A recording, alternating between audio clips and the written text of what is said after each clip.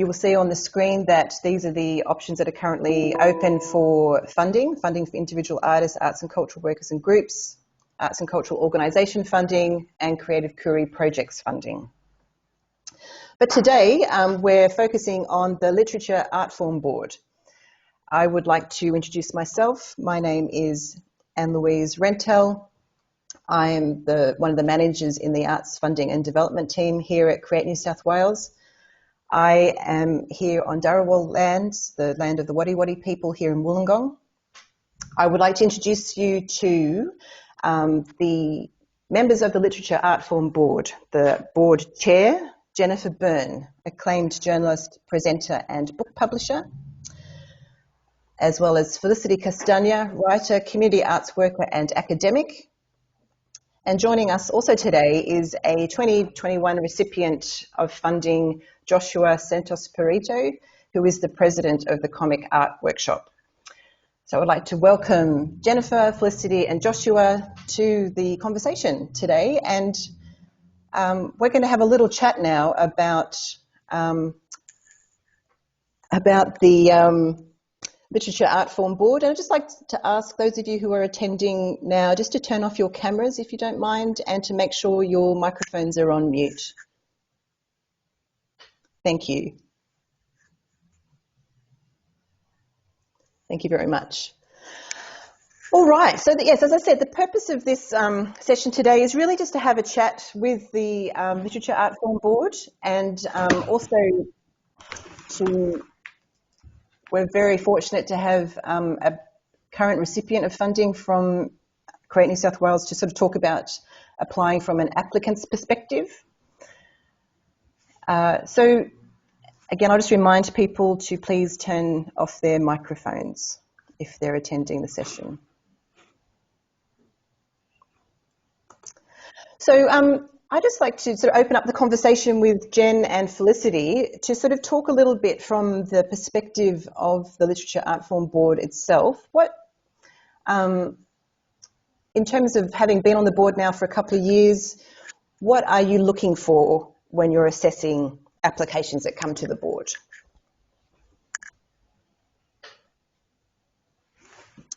I'm not, so I can speak.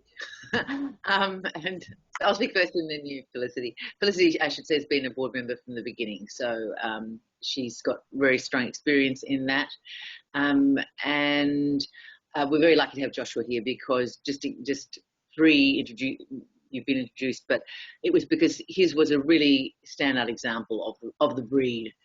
We've had some, really honest, some sad applications. Most of them are in the middle, and that's why we really want to, we were very keen to talk to you who might be interested in submitting, because what we are after, above all things, is the great idea. That is what we are after. We leave to you in your submissions to tell us what your background is, why you want to do this. All the forms will point you quite clearly in those directions. But so most of us on the board are have either been publishers. Felicity's a writer. There's a number of writers on the board, people who've worked in the festival circuit. So you're not dealing with outsiders, you're dealing with people. But the thing that does unite us, and it is, a service that I'm very grateful the other board members have agreed to do, is just to encourage you. We are the facilitation. It doesn't necessarily have to be an idea we agree with, but we just want to know what's driving you and why it is so important to you to tell this story in whatever form you're proposing it. So that's kind of my preamble, and we'll talk about how you can be more pointed and successful in your applications. But I mean, I would say that's what we're looking for. If you don't yet have an idea, wait till the next round and come with that one. Okay, Felicity? I'll just say a few things that I think actually expand on the great points that Jennifer just made, which is one of the things I think you guys really need to think about is how you fit into your field. So I really want to understand basically why you? Why you as an author are uniquely suited to write this project? Why do you need to run this program? Why is your organization the organization that should do this? I find that we often get a lot of applications for programs or books that are on things that where like there's already several programs that are very similar to the one that you're proposing. So again, the why you, how do you fit into your field is very, very important. What is your unique angle if you're writing a memoir or a collection of nonfiction? Show me that you actually understand the field rather than, I think sometimes the applications try to pretend that there aren't similar things out there by not talking about them. I'd be much more impressed if you showed me how you understood the field and how you fit into it.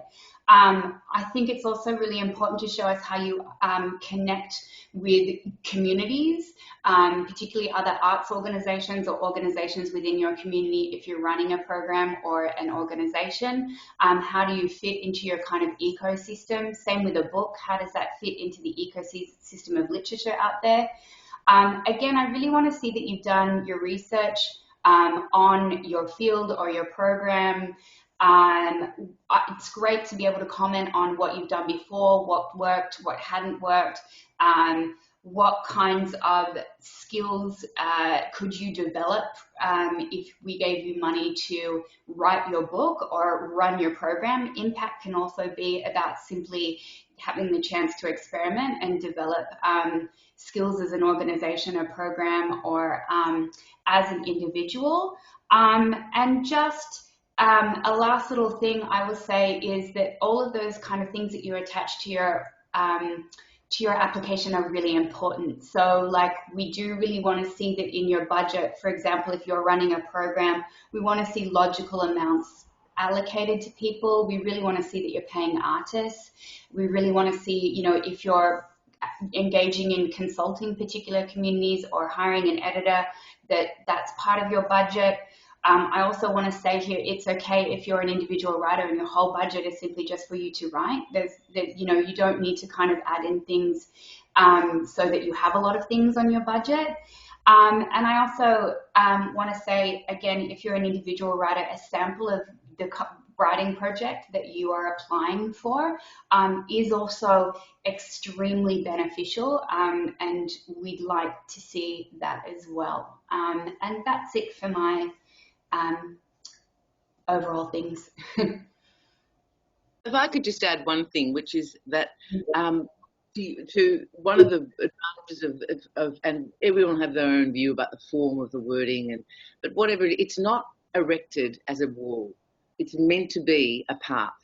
And so if you can bring to your applications a sense of openness and enthusiasm, and actually that this is a way of helping you find focus and express focus, what you want to do. It's not meant to be a barrier. You know, the forms are forms, and you know they're not easy, they're not terrible. You know, but the thing is, if you just keep in your mind, the point is to be through this process and to do it as well as you can, and to use what it is actually focusing your mind on, because that's what we need. They are not your enemy; they are your friend. If I could add to that too, thanks Jen and Felicity. If there's any questions in particular about the form itself, and maybe we could actually bring you in, Josh, at this point, because I think you have filled in the form. And so I think if there's any questions that you have around, if you've looked at the form already and you're trying to understand what bit means what, I know sometimes there is a bit of a question around impact. I can talk about that in a tick if you like, but I might just pass to Josh to talk a little bit about the process of completing applications himself. Over to you. I think having done quite a lot of grant applications, I mean, they're all sort of similar, but they all have slight variances.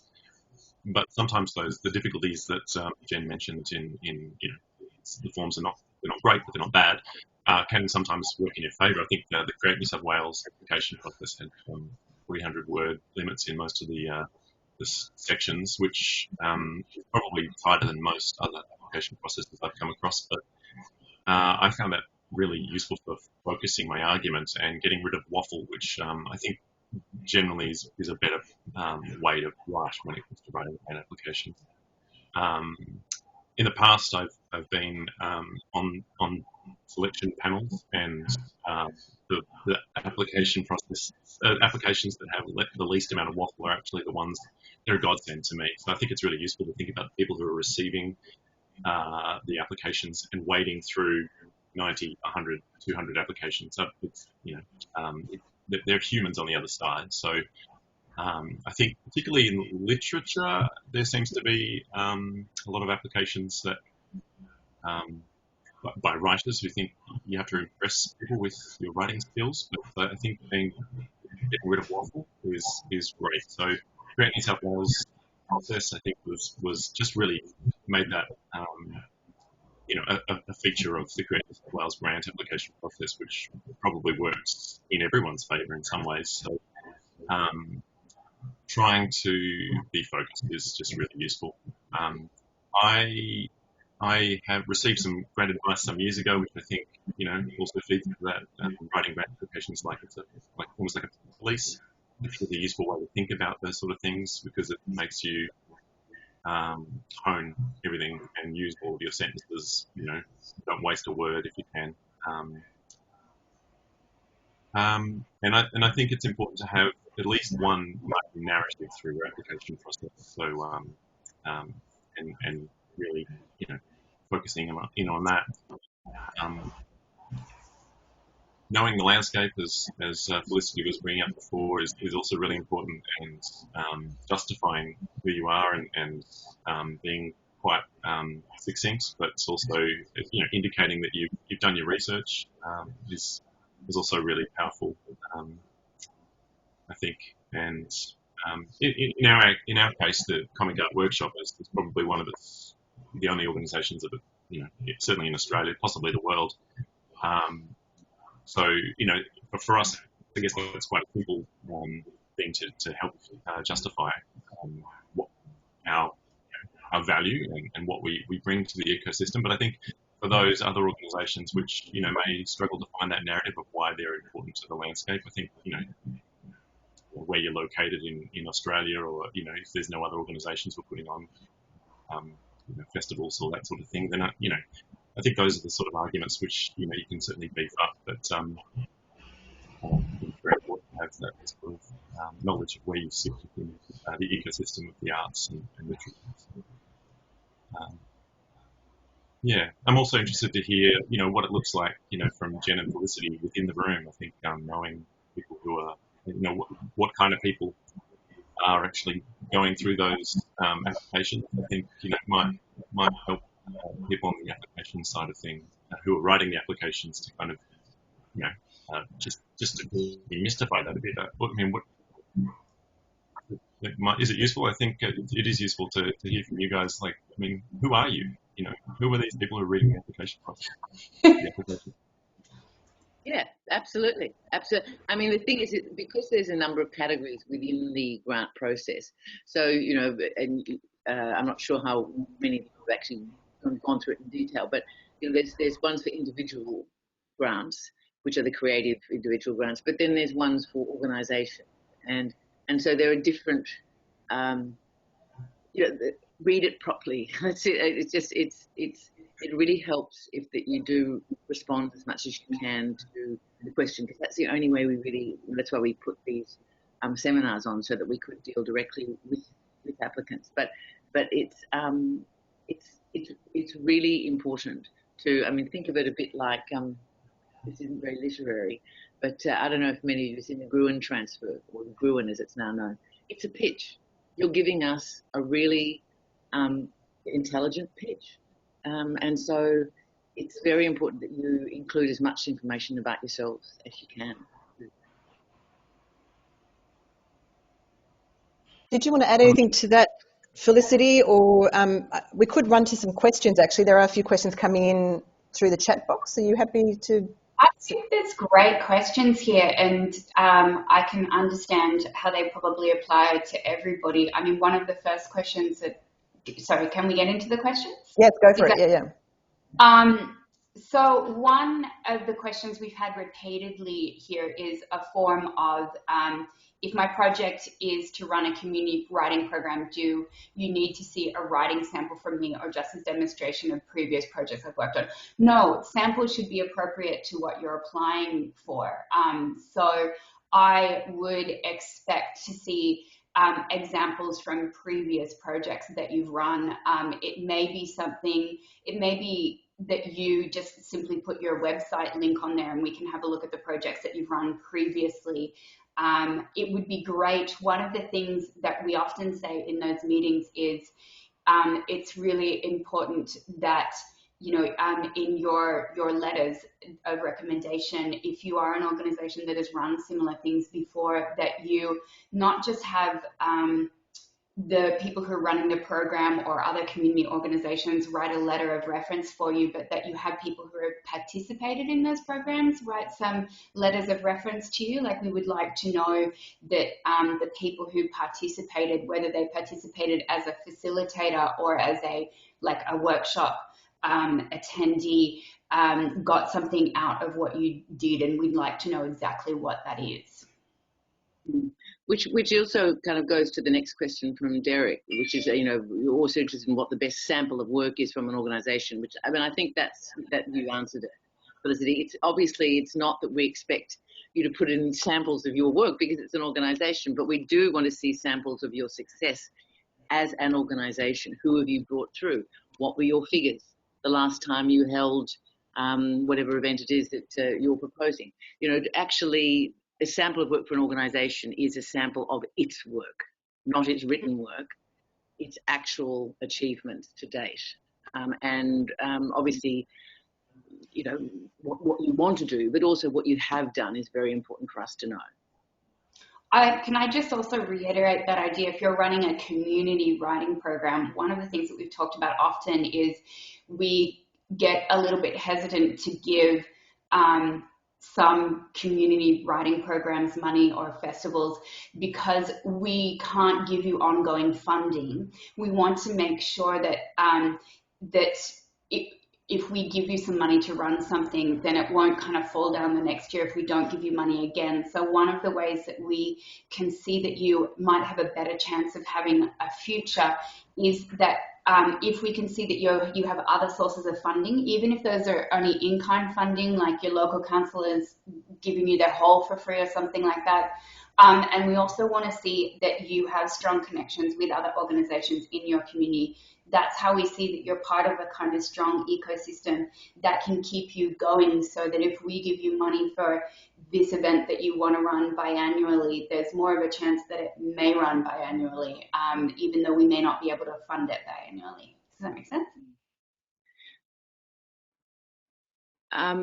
Do we want to move on to there's another question here from Jane Messer. Should we move on to that, Annalise, or you want to take open questions now? Well, there's another one, just a specific one from Hamish McCormick, was a bit earlier up, and this is quite a good one, I think. It's really about what is the literature board, what is something that can go to the literature board. So basically he's asking, does an arts and culture magazine that has a particular focus on the contemporary circus, cabaret and fringe festival performing arts scene fit into the literature category? It's a good question, because I think often we have this across all the boards actually, if something just doesn't feel like it's an immediate fit, where does it go, kind of thing. Did you want to talk? Do you want to field that one? I can also talk to that if you like. I think you should talk to it actually, because it's such a good question. I'm not really sure I know the answer. Yeah, I think there's another question that came through Eventbrite actually, which I might also ask because it sort of ties in. We can have a bit of discussion about this. So they asked, sorry, let me just find it. This person was trying to work out where works of biography, narrative history and popular non-fiction in general fit within the boards, as they seem to belong to neither literature nor museums and history. So when you come to, I think, something like a project like this, which is actually, I suppose, finding its outcome in a written form, I suppose it's what is the purpose of that written form? Is it to tell a story? Is it something that you would see in a bookshop? Is it a marketing tool? Is it, I suppose it's, what is its intent?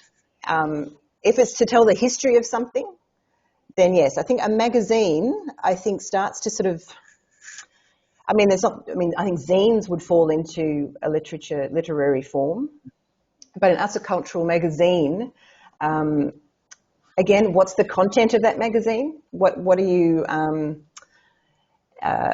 is it profiles? Is it stories? Is it, I don't know, it's a very hard question to answer because it's like, we can't tell you which board to go for. But I think in terms of always look to what your project's intent is, I suppose, and what is its final form.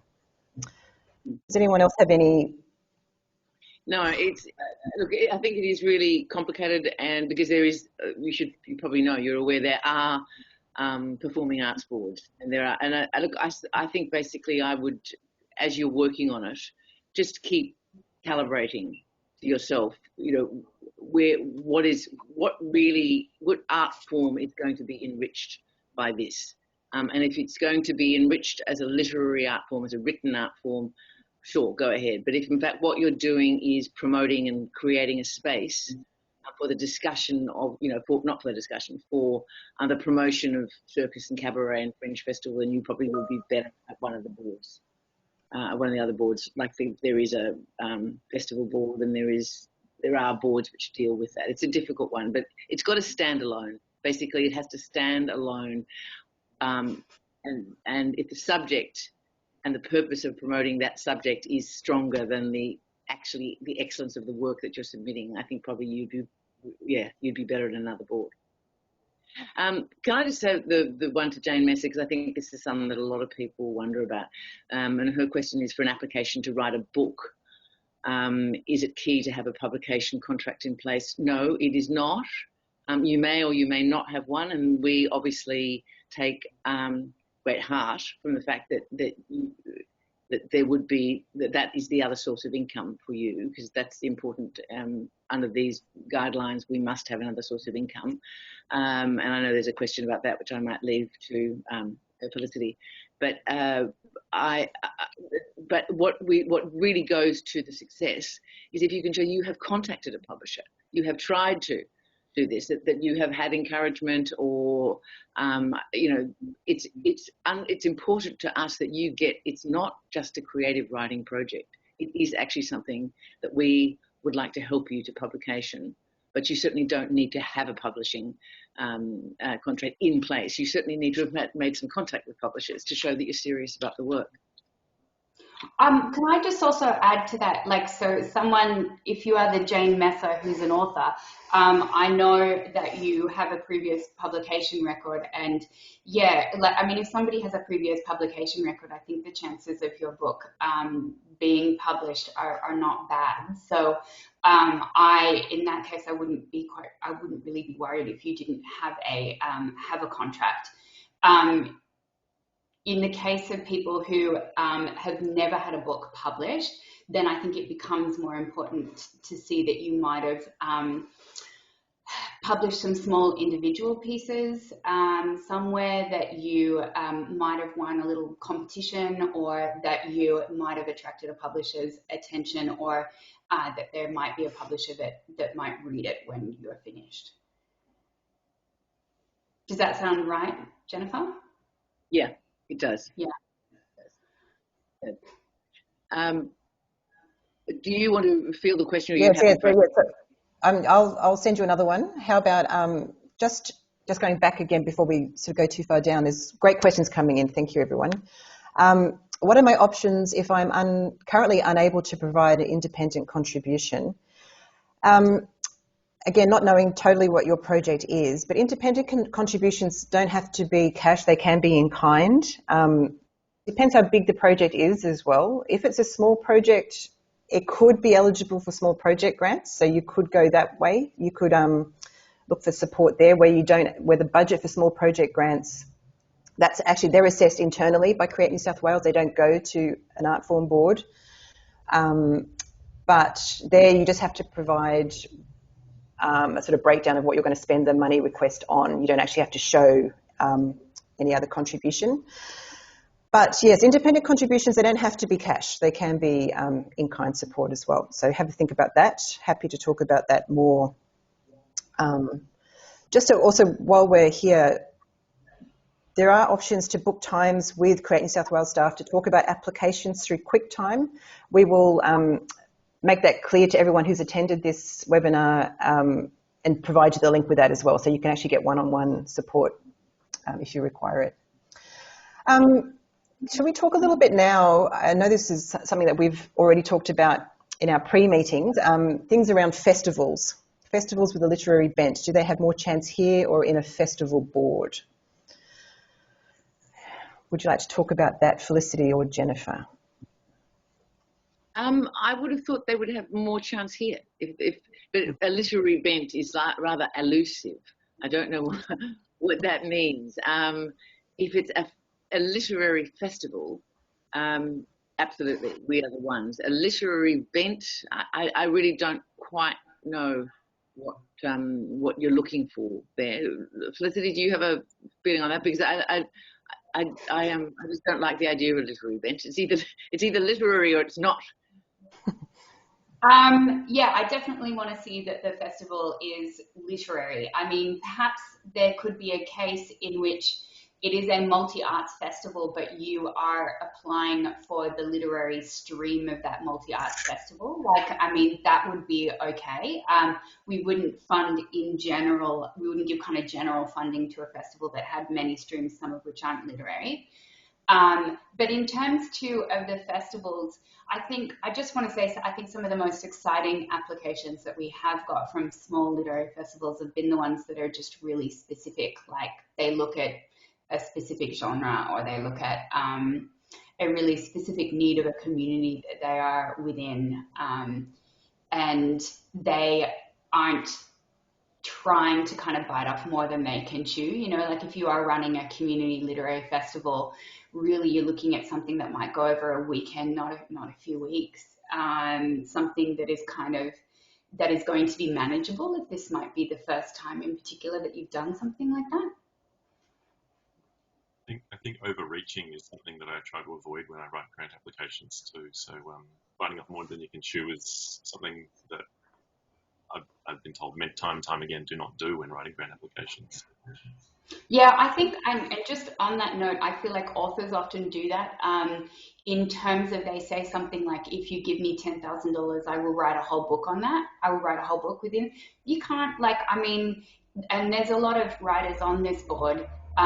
You can't say, give me $10,000 and I'll write a book in 3 months. It's like a little bit of an insult, I think, to those of us who have written books. They generally take a lot longer than that. So, and it's okay to say, can you give me $10,000 and I will write half of a first draft of a book, and then I will use my own independent funds to write the other half of a first draft, and then I will keep working on redrafting it for the next several drafts around full-time work. That's much more realistic and admirable, really, than trying to say, you know, I'll write a massive book, I'll research and write a massive book in 3 months or something like that, you know, because it's just not realistic. I'd just like to explain a bit. We're really grateful to have Joshua here, but in a sense, the reason he's come, which is really good of you, thank you, Joshua, is because he put in a stellar, it was kind of one of those things where it was a shot in the arm for us all, a stellar application. As you've heard, he's experienced at it, and so it does, yep, it really helps if you've got experience. But the reason was, this is what I would encourage you not to get too locked into divisions of application, because he was writing for a workshop, for basically a comics workshop. Now, on some level, because I mean, like one of the questions, for instance, from Craig, are children's picture books eligible? Yes, they are. We had never thought, however, about whether a comic workshop was eligible, because strictly speaking, you know, whether you do or don't call it literature, it's just not, it wasn't something that we expected. But the reason, and feel free to ask him questions yourself directly, so I'll slightly embarrass him first though, but the reason it was extraordinary, it was one of those applications which was out of the box, and you think that it's just you, and I was sitting at home reading and I thought, oh yes, I really like that, but in fact when it came up in the room, every single judge had the same reaction. So, and there was no pre-planning response. It was just genuinely, it was exciting. It was, strictly speaking, not literature, but of course it is literature. Of course it is, and we all take offense. But I mean, what I'm saying is, I think some people would think, well, how does that fit into the category? We want to fit into this category really good creative ideas, which are about bringing on the creative imagination. And really the form it takes is less something that we're going to cavil about than the energy and the commitment that you bring and the freshness, and that you're, so that's what I would say is, don't worry too much about if it fits exactly, because if you have a compelling case and it is fresh and it is giving opportunity to artists who may not have had it otherwise, we want to help. You know, this isn't a hurdle. We want to help. But hence today, we want to help you help yourself put the very best application in. And I would suggest just don't get too hung up on the divisions, because, you know, if it doesn't, you'll know for next time. And but obviously we're hoping that it will stand out enough as having integrity within its own place, that we will find a way. We will find a way if we can. What was it that stood out generally about the application that I gave you? Like, I mean, I don't know if other people want to hear what makes it great. It was, for example, one of the impact thing is a difficulty, because you know, how do you measure what impact you're likely to have with the first novel or something? But the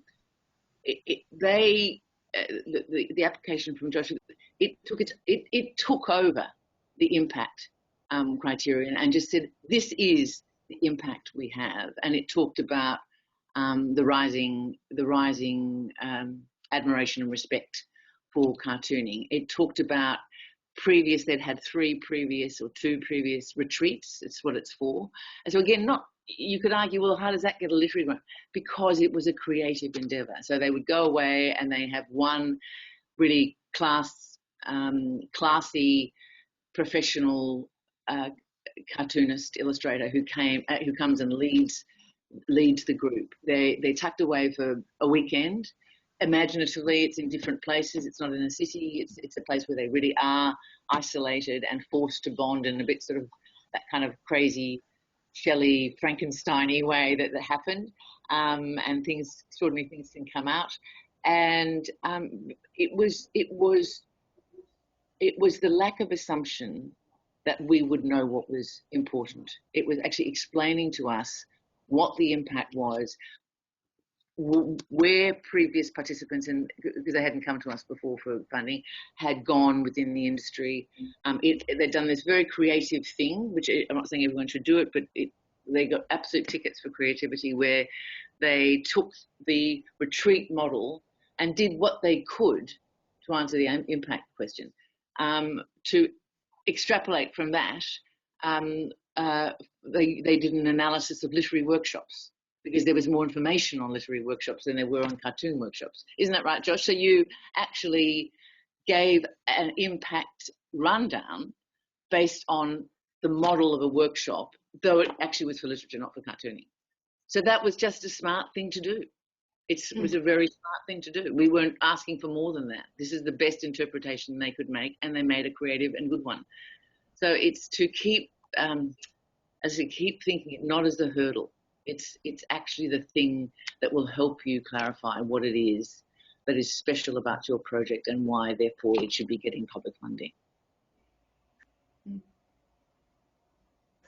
Thank you, Joshua and Jen. Just go to another one here about mentorships. I think that's probably a good thing to talk to as well, where an applicant is looking to pay for a mentorship through this application. Well, what would you say, Felicity? I think it would. We actually don't get that many of those, to be honest. No. But we haven't. But there's no reason why that would be ineligible. I think that would be a fine thing to do to apply for a mentorship. I'd want to see that you had already found an appropriate mentor and that they had agreed to mentor you should you be successful in acquiring funds. But I think a mentorship is great. But I'd in particular say, what really specific skills would a mentor be able to help you with? Like, so perhaps you are someone who has already published a few things, but you've got problems with kind of like structure and narrative story. Like you don't know how you're very good at the kind of line by line prose, but you need somebody to really mentor you in terms of like the structure of your narrative, and therefore you've chosen this particular mentor who is known as being a great structural editor. I think that would be a great application. But again, be really specific about why you need that mentoring, who's going to mentor you. I would be less, I would think you would put yourself at a disadvantage if you were just trying to kind of put in an application for like, I want general mentoring because I want to become just better at being a writer. You'd want to say you were working on a specific outcome that required these specific skills that this specific mentor could provide you with. Would you agree with that, Jennifer? Yeah, and in fact, I remember one of the applications in the last round was kind of effectively seeking some mentorship, and it just wasn't strong enough in other areas, but that certainly wasn't a barring thing. It was just like, yeah, fair enough. I mean, I think they'd written something and they wanted funds to go and take it on to be mentored by someone, and it was a completely legitimate request. Yes, it just failed on other grounds. I was just going to say, like that brief little thing that you said there, they'd written something, that's really important. I wouldn't be applying for a mentor when you haven't written anything or you don't kind of exactly know where you go. Like, I'd want to know that you know exactly that you've done the work and therefore you know what you need to learn through a mentor. Like, I'd want to see that you have a draft or at least nearing a draft of a book or something like that, or a play, or like that you've got some solid work done before you approach a mentor with it, because otherwise a mentor is not going to be as useful and therefore it's not as good a investment for us to make in you. And it would certainly help us in terms of giving the grant. But in this case, they'd contacted the mentor. They already had the mentor standing by. You know, just to say there's a mentor is hardly going to excite. I mean, that this is the person you want. I have approached them. They are prepared to do it. You know, basically, it's not a thought bubble. Let's actually have evidence that you've done something towards this. You have a person in mind. These are the skills that person has, and you want them because of blah. Yeah. Certainly part of my application used mentorship and the importance for mentors in building sustainable careers for younger artists or less experienced artists. That was an important component in my grant application. So for what it's worth, I know it's a completely type of application, but it was certainly an argument that we made. Someone, LT, has followed up that question with, can the grant be used to pay for a professional translator to translate non-English text into English? I'll pass that to Anne-Louise. I personally wouldn't be very excited by that. I mean, that's a mechanical matter. That's not a creative thing for the board. But I mean, we don't have a hard and fast rule on that, Anne-Louise, do we? That it would be. No, I think it would come down to what is the value of doing that. Like, I think like what you're saying, Jen, like where's the creative endeavour? What's that process bringing to the form, to the literature scene in New South Wales? All that, I think you have to make a pretty strong case for it, I think. And the implication is a non-English text to be translated into English. The implication being that, so how could we read it? I mean, if we can't actually look at the text before the application is decided, it's a roundabout. I mean, you've got to send it to us in a form that we get a sense of whether the idea is strong. You can't send us a foreign language one and expect for us to pay to be translated. That just isn't, I don't think, a very reasonable proposition.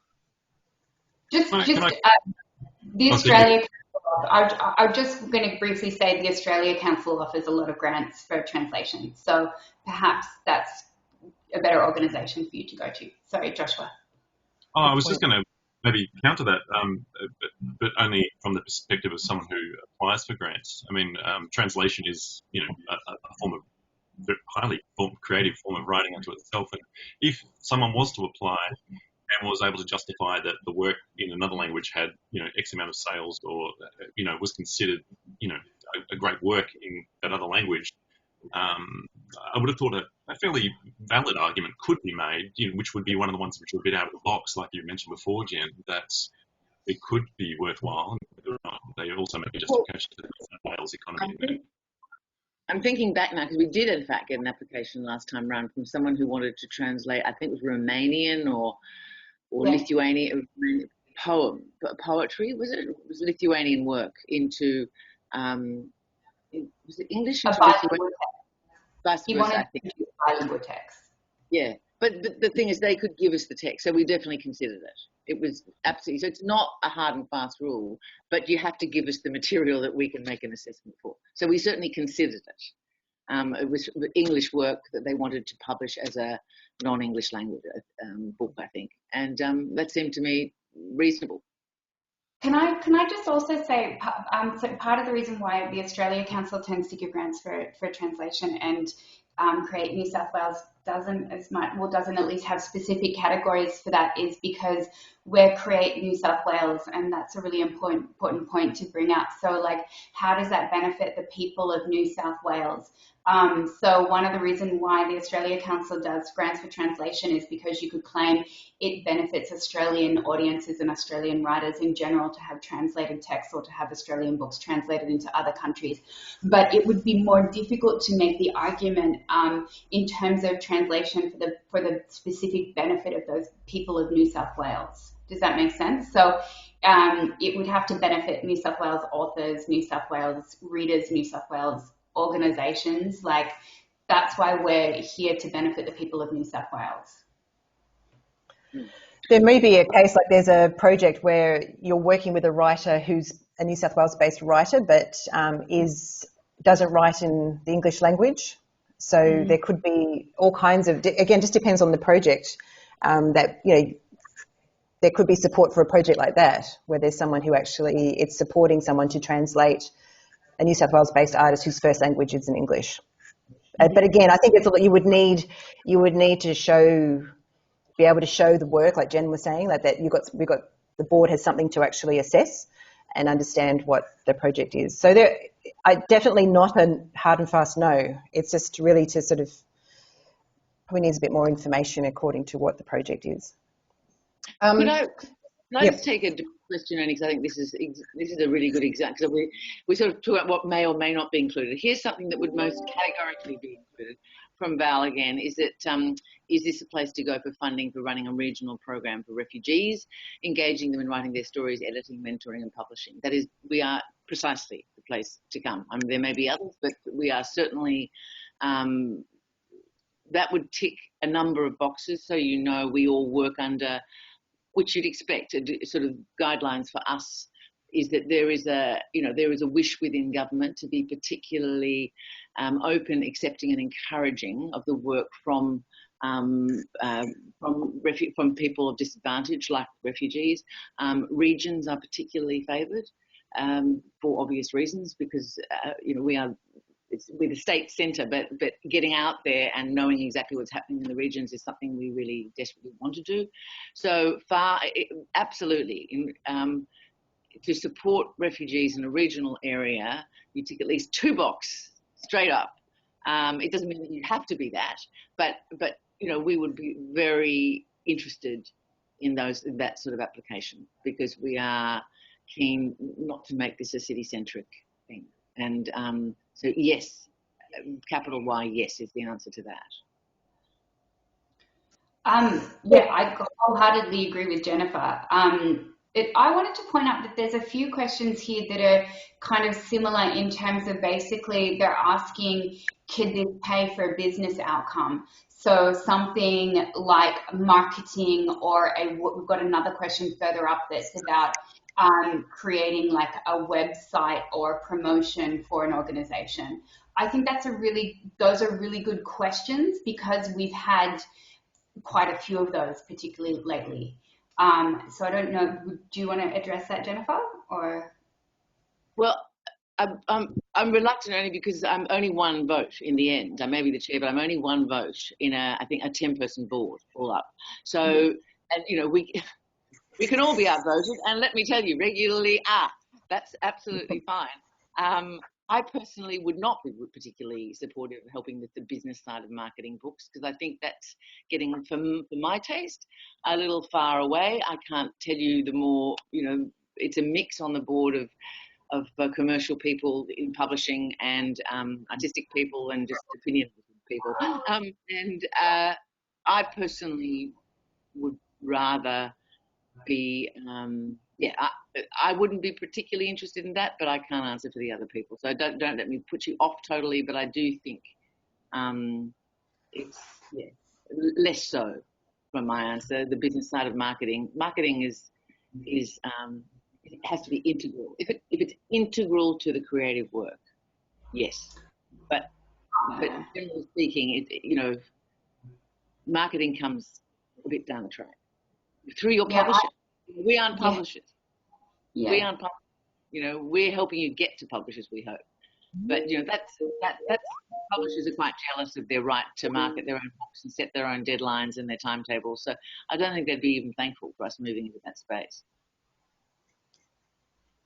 Yeah, I mean, I wouldn't be in favour of funding a purely business marketing or promotion outcome. If it was a small part of a larger project, like we were funding mentors to help people write something, and then we were also funding like a publication outcome, and then you wanted to put a little bit of money towards the marketing of that publication outcome or something like that, then that would, I wouldn't have any issues with that, but I certainly would take issue with an application that was primarily about the business side, about building websites and marketing and that such.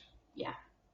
I mean, again, I'd refer to, and maybe you could say something about this, Joshua, but one of the things that made that such a powerful application was it was really, the creative elements and ideas behind it were not simple, but it was a really simple request. Like, we wanted, if you don't mind me mentioning it, we want $10,000 to stage this workshop.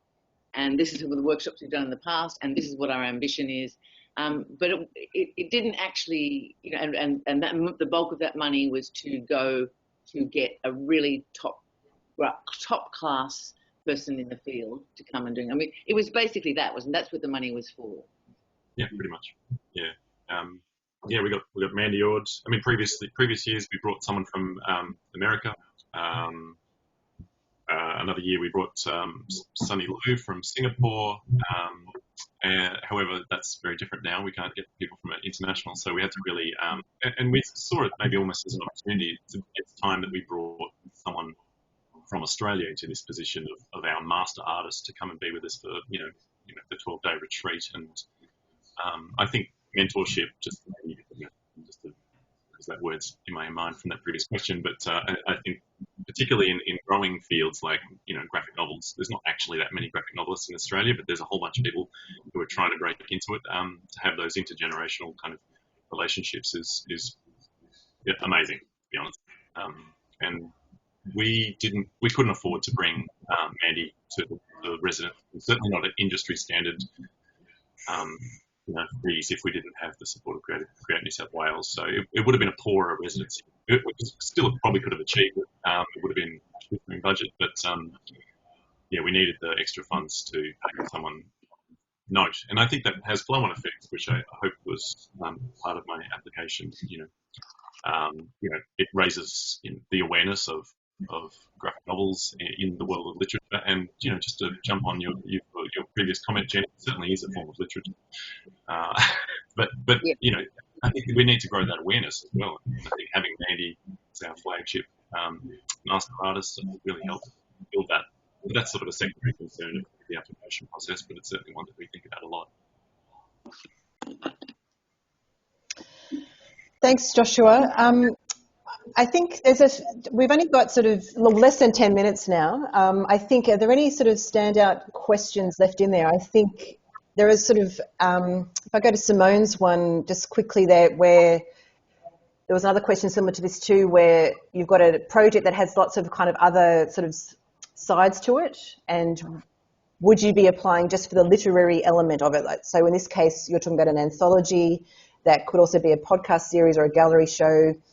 Again, I'll hand it over to the board, but my suggestion would, yes, you would be focusing on the literary side of that.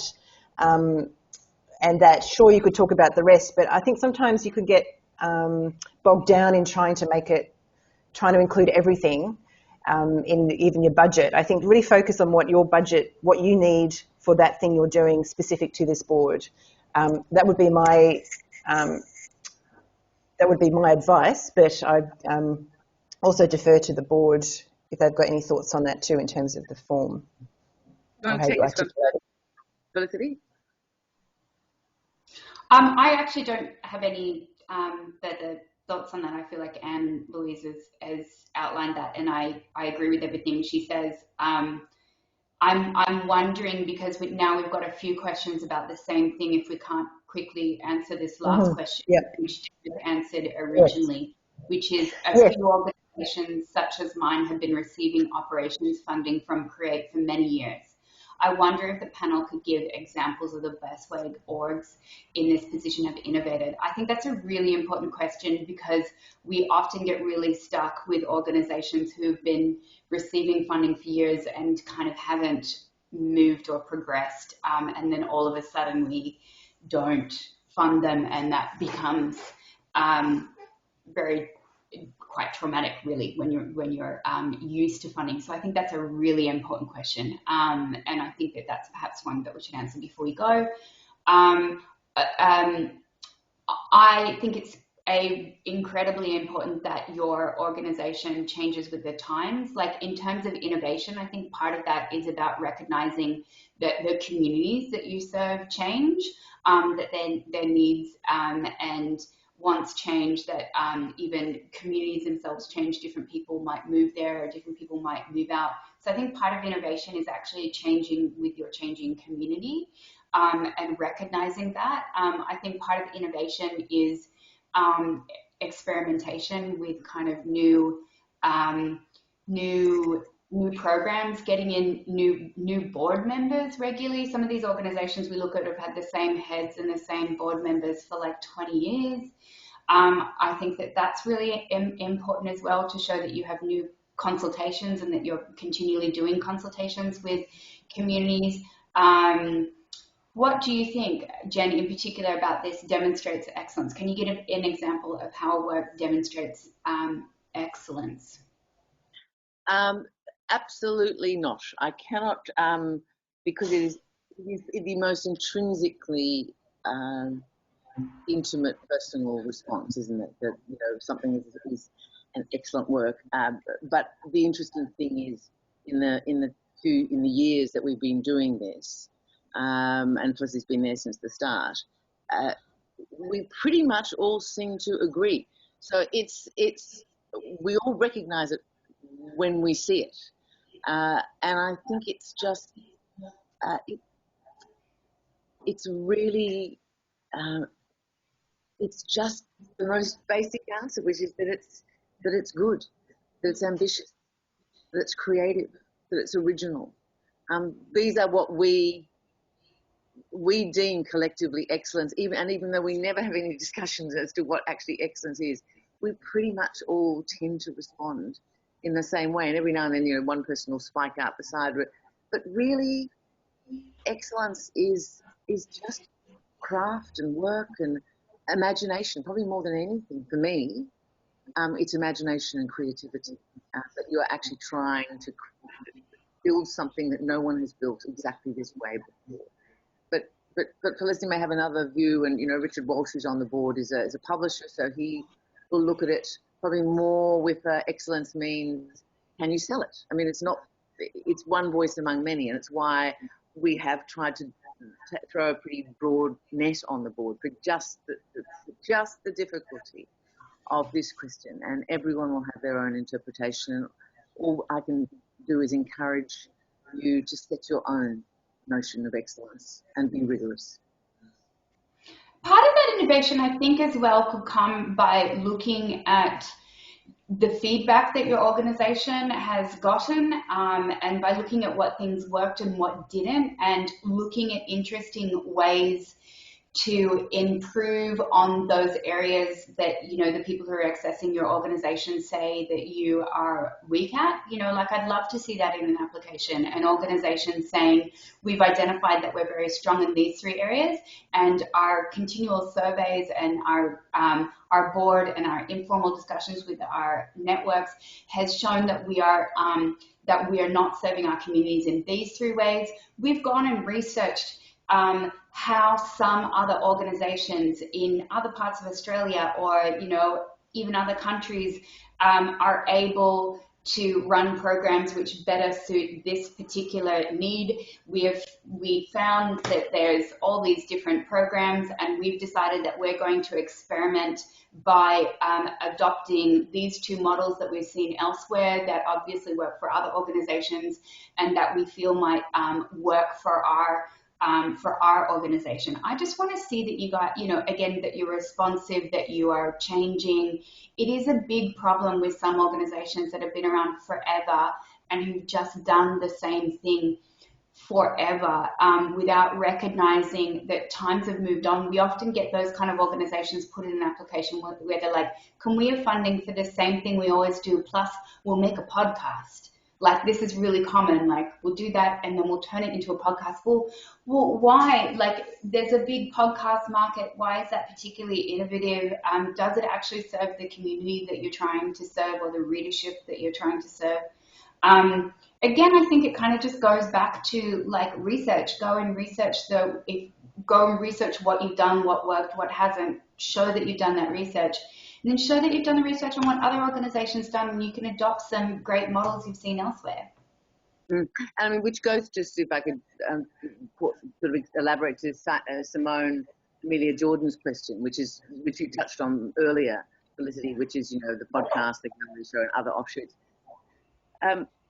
It's, as long as the central proposal is strong. If you want to add podcasts and things like that, that's fine, but they themselves are not going to, we're not for or against podcasts. I think it's a great form, but this is not, and in fact, one of the ones, remember, there was a podcast there last time, and we were really interested in, I liked, it was actually someone to turn a book into a podcast. And there was some discussion about that, and I don't think they got it this time, but it was just, we ran out of money, I think. But I wouldn't be selling ancillary items, which is a direct answer to your question, because if the core idea is an anthology, which may become a podcast, may become a gallery show, may become of course, a gallery show in a regional space, if you were supporting that would be really exciting. But focus on what the actual core idea is, and to say you'll turn it into a podcast itself is not wildly probably exciting. Right. I think unfortunately, I think we're going to have to wrap up the webinar now. I'd just like to apologise if we haven't got to every question, and just to reiterate that there is an opportunity to have a conversation with Create New South Wales staff. So if there's any questions you have that you want to follow up with, please log on to Pick Time and book in with one of us. We're here to help. It's been a really fantastic hour, and I'd really like to thank Jennifer, Felicity and Joshua for their time today, and for sharing their insights into how the board works and how, you know, an applicant has succeeded in receiving funding from us. But also to thank you all for turning up today and for all your questions as well. It's really great to have the conversation, and I really hope it's been helpful. All the best with your applications. On the screen now you can see that we've got our direct line and the email to get in contact with us. Of course, the website also has our contact details as well. And as I said at the beginning, this webinar will be uploaded onto the website as well.